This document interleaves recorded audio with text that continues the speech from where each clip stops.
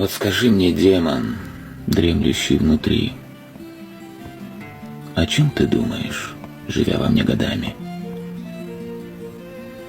Неужто в самом деле люди дикари, уничтожающие все, что любят сами?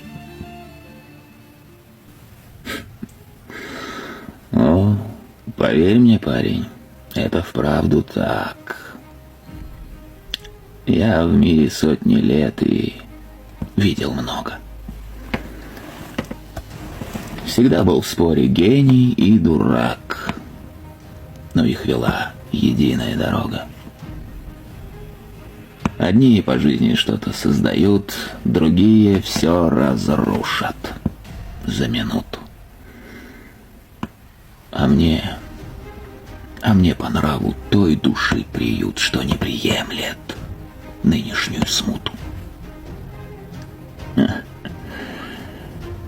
Я давно мечтаю обрести покой, в котором жил до вашего явления, где каждый знал, он добрый или злой, и не испытывал ни в чем сомнения.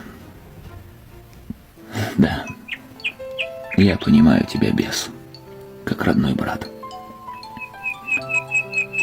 Хоть и должны мы думать противоположно.